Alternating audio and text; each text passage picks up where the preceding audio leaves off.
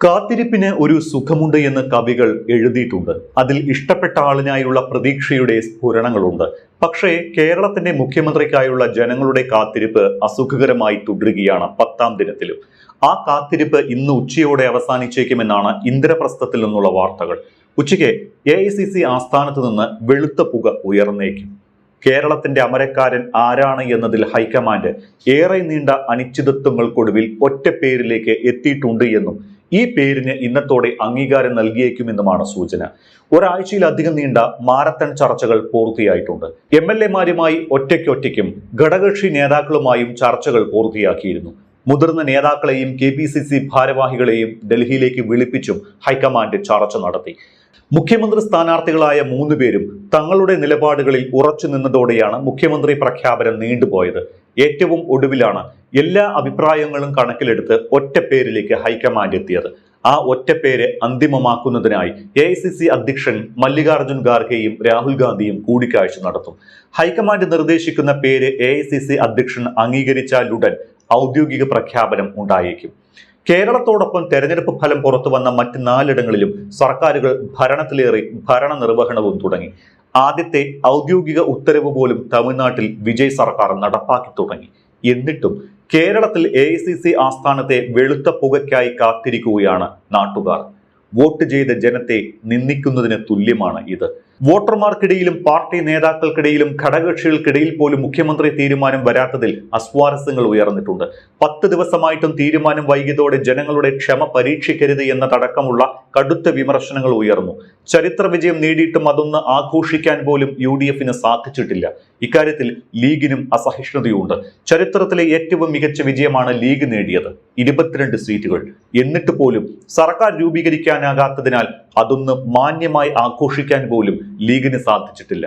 ഇക്കാര്യത്തിൽ league നേതൃത്വത്തിനും league അണികൾക്കും ഒരുപോലെ അമർഷമുണ്ട്.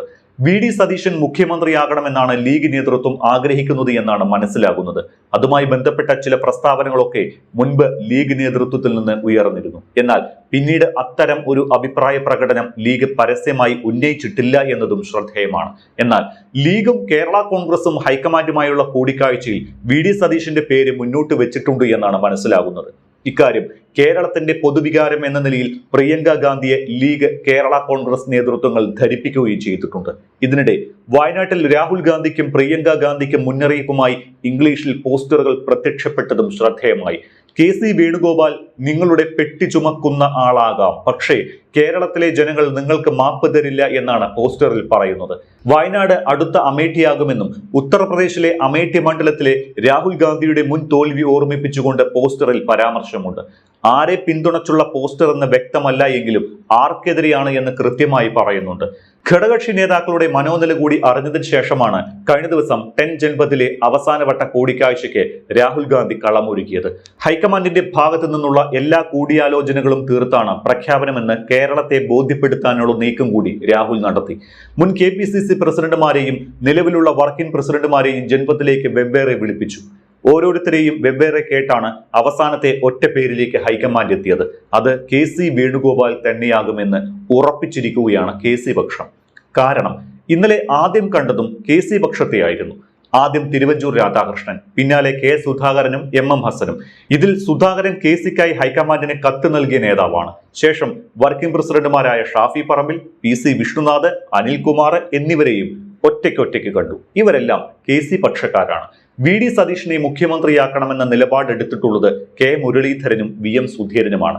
KC മുഖ്യമന്ത്രിയാകുമെന്ന് KC അനുകൂല പക്ഷം ഉറപ്പിക്കുമ്പോൾ കേരളത്തിന്റെ പൊതുവികാരത്തിനൊപ്പം നിന്ന് VD സതീശനെ മുഖ്യമന്ത്രിയാക്കുമെന്ന് സതീശൻ ക്യാമ്പും പ്രത്യാശ പ്രകടിപ്പിക്കുന്നുണ്ട്. പക്ഷേ സതീശൻ മുഖ്യമന്ത്രിയാക്കണമെന്നത് കേരളത്തിന്റെ പൊതുവികാരമല്ലെന്നും പെയ്ഡ് PR വഴി കൃത്രിമമായി സൃഷ്ടിച്ചതാണ് എന്നുമുള്ള ആരോപണം രാഹുലിന് മുമ്പാകെ ഉന്നയിക്കപ്പെട്ടിട്ടുമുണ്ട്. KC പക്ഷമാണ് ഇത്തരമൊരു ആരോപണം ഉന്നയിച്ചിട്ടുള്ളത്. എന്നാൽ VD സതീശന് അനുകൂലമായി കേരളത്തിൽ ഉടനീളം വികാരം സ്വാഭാവികമാണ് എന്നും അത് പരിഗണിച്ചില്ലെങ്കിൽ കോൺഗ്രസിന് കനത്ത തിരിച്ചടി നേരിടേണ്ടി വരുമെന്നുമാണ് സതീശൻ ക്യാമ്പ് രാഹുലിനെ അറിയിച്ചിട്ടുള്ളത്. മുഖ്യമന്ത്രി പ്രഖ്യാപനം കഴിഞ്ഞതിന് ശേഷമാകും മന്ത്രിസഭാ ചർച്ചകളിലേക്ക് മുന്നണി കടക്കുക. K Muraleedharan, CP John, Shibu baby John, AP Anilkumar, Chandy Oommen, Thiruvanchoor Radhakrishnan തുടങ്ങിയവരുടെ പേരുകൾ മന്ത്രിസഭയിലേക്ക് പരിഗണിക്കപ്പെടുന്നുണ്ട്. സാമുദായിക സമവാക്യങ്ങളും ജില്ലാ പ്രാതിനിധ്യവും പരിഗണിച്ചായിരിക്കും മന്ത്രിമാരെ നിശ്ചയിക്കുക.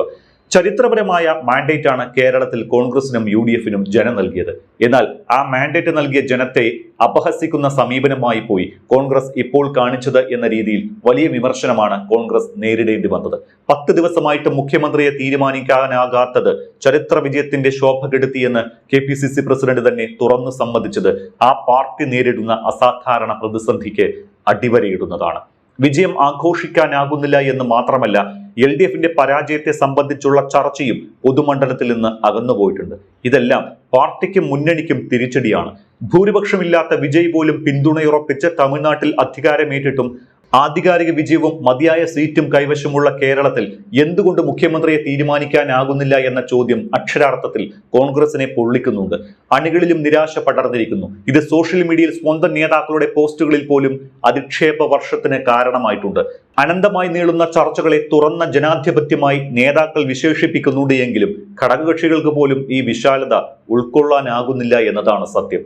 ആ തുറന്ന ജനാധിപത്യം ഘടകകക്ഷികളെ മനസ്സിലാക്കാൻ സാധിക്കുന്നില്ല എന്നതാണ് മനസ്സിലാക്കേണ്ടത്.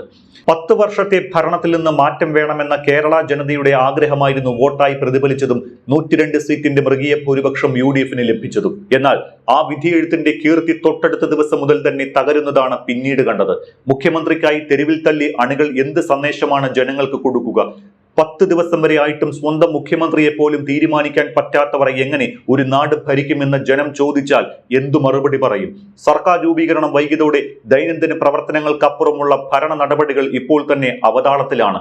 പുതിയ മന്ത്രിമാർ വരാതെ വകുപ്പ് സെക്രട്ടറിമാരടക്കമുള്ള ഉന്നത ഉദ്യോഗസ്ഥർക്ക് ഭരണപരമായ തീരുമാനങ്ങൾ എടുക്കാനാകില്ല.